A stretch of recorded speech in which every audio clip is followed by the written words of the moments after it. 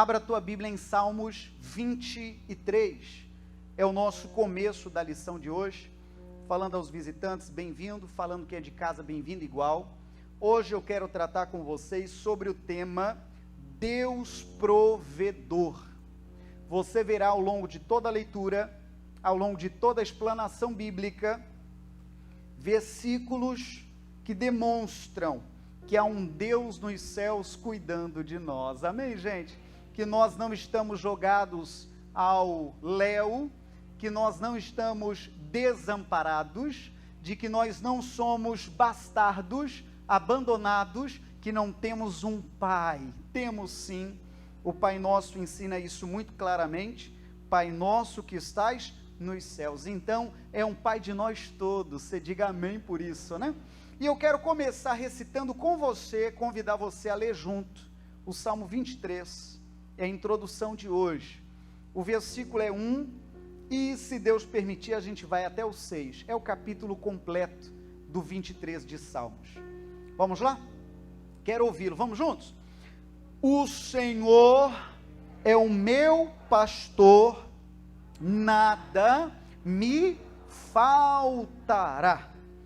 Deitar-me faz em verdes pastos, guia-me mansamente às águas tranquilas, refrigera a minha alma, guia-me pelas veredas da justiça, por amor do seu nome. Ainda que eu andasse pelo vale da sombra da morte, não temeria mal algum, porque tu estás comigo. A tua vara e o teu cajado me consolam. Preparas uma mesa perante mim, na presença dos meus inimigos. Unges a minha cabeça com óleo, e o meu cálice transborda. Certamente que a bondade e a misericórdia me seguirão todos os dias da minha vida, e habitarei na casa do Senhor por longos dias. Palavra de Deus para nós, amém, gente?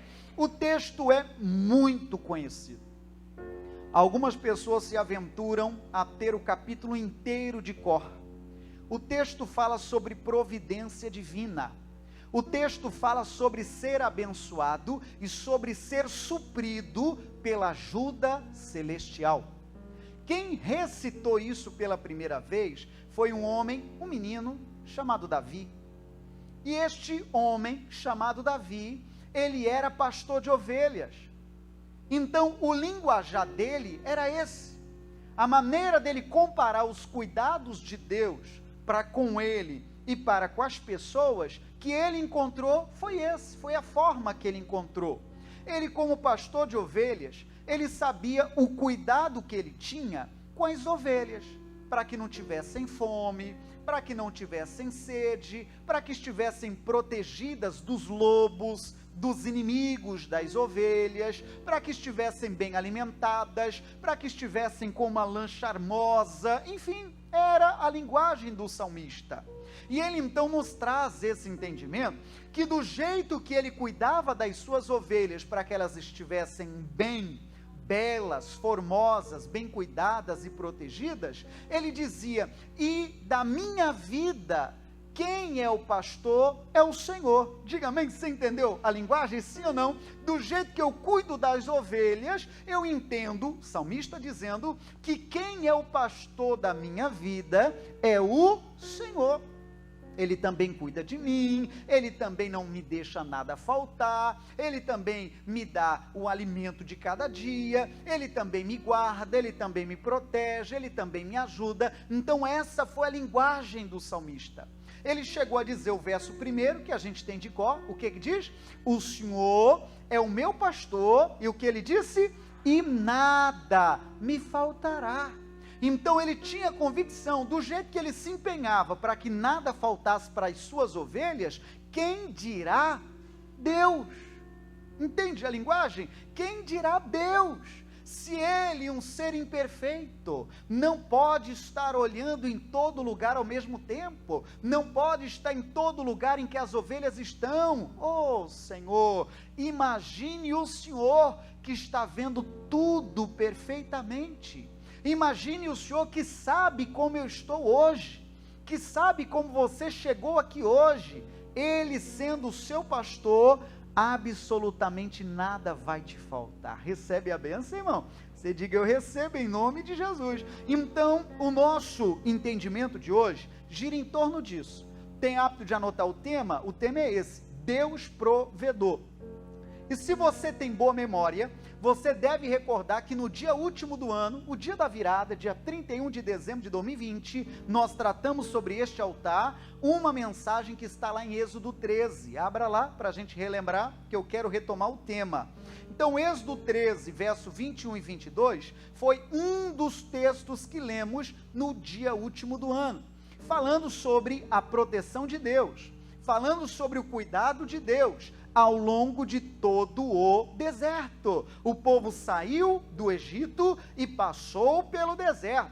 O verso 21 de Êxodo 13 diz assim: o Senhor ia adiante deles de dia numa coluna de nuvem para os guiar pelo caminho, e de noite numa coluna de fogo para os alumiar, para que caminhassem de dia e de noite.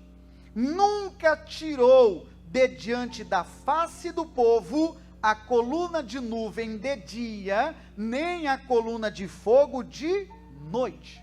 Então, você que veio naquele culto, você deve bem lembrar que lemos esse texto, mas você que não veio, invisto aqui 2 minutos, dizendo que o que entendemos e estudamos lá atrás foi: o Senhor prometeu estar com aquele povo, e isso vale para nós, de dia e de noite. De noite representa aquele dia que está meio que escuro, difícil, conturbado, tenso, e você tem muitas perguntas e poucas respostas. São aqueles momentos que você tem indecisão: o que eu faço e como eu saio dessa? São aqueles dias mais sombrios, são os problemas, as adversidades. Deus estava com o seu povo também de noite. Assim como Deus está com o seu povo, também de dia, quando vai tudo muito bem, obrigado. Você entende a linguagem? Isso foi o que estudamos lá atrás. E o verso 22 diz que ele nunca tirou de diante da face do povo a coluna de nuvem de dia, nem a coluna de fogo de noite. Vale a pena eu recordar um pouquinho mais de que o deserto tem essa característica. De dia costuma ser muito quente, você já deve ter visto ao menos em filmes, e já ao cair do dia, ou no início de noite, começa a esfriar muito, é muito oposto à temperatura de dia e de noite. Então o que o Senhor fazia? Olha a gentileza do Senhor. Então, quando era quente, o Senhor vinha com uma nuvem para refrescar o dia dele. Você diga amém. Vinha com uma nuvem, igual as irmãs que às vezes andam de sombrinha para poder amenizar um pouco o calor, ou os irmãos que às vezes colocam aí um chapéu ou um boné para diminuir o calor. E quem fazia isso era o próprio Deus. E já de noite, quando a temperatura cai bruscamente, vinha o Senhor como se fosse uma lareira, aquecer as noites frias. Você diga: Deus é demais, irmão, Deus é demais. Olha que tremendo isso. Então, qual que é a linguagem nossa hoje? Qual é o estudo nosso hoje? O Senhor é Deus provedor, Ele está cuidando do seu povo. A mesma linguagem está no livro de Deuteronômio, capítulo 25, e o verso é o 5. Está escrito lá, pegue nota, anote, grifa, não tendo Bíblia, acompanhe pela tela, mas não perca. Deuteronômio 29, 5 diz: e 40 anos vos fiz andar pelo deserto. Olha só, mais bênção, gente. Não se envelheceram sobre vós as vossas vestes, nem se envelheceu no teu pé, o que diz aí? O teu sapato. Então Deus esteve fielmente com o seu povo, a ponto das roupas e calçados não se envelhecerem. Por quanto tempo, irmãos? 40 anos. É mole ou quer mais? 40 anos a roupa estava em condições de uso. Alguém talvez pensa, que tecido é esse, pastor? Tecido não, irmão, era a bênção do Senhor. Que couro que devia ser couro legítimo esse sapato, esse calçado? Não, irmão, era a bênção do Senhor. E hoje eu estou ministrando bênção, você recebe ou não? Deus te abençoe, viu, irmão? Que suas coisinhas lá durem em nome de Jesus. Esse negócio de compra hoje, daqui a pouco está quebrado, está repreendido esse negócio, né? Está lá exibindo sua máquina para a vizinha, e a vizinha vai ver que tem um olho maior do que o globo do microfone aqui assim, né? Daqui a pouco a máquina já está, está repreendido esse olho ruim, em nome de Jesus. Que as coisas que você compra, eu tenho certeza que você sabe o quanto vale, sim ou não? Tem coisa, irmão, que às vezes a gente faz uma pedalada pelo valor que aquilo é, você sabe o quanto suou para comprar. Repito, que Deus abençoe, irmão, seus bens, suas coisas, seus projetos, seus planos, sua saúde, se é bicicleta, a bicicleta, se é o pezão, seu pezão, se é o carro, seu carro, se é a casa, sua casa, em nome de Jesus. Deus pode fazer isso? Puxa, como não? Ele abençoou o povo aquele tempo, a ponto das roupas e calçados não se envelhecerem em 4 décadas. É demais, irmão. Pastor, onde vamos chegar? Reforço o tema de hoje. Deus provedor. Um Deus que está cuidando do seu povo. Você crê nisso, irmão? Crê mesmo? Não é porque eu estou te vendo, não. Se eu fechar os olhos, você diz a mesma coisa?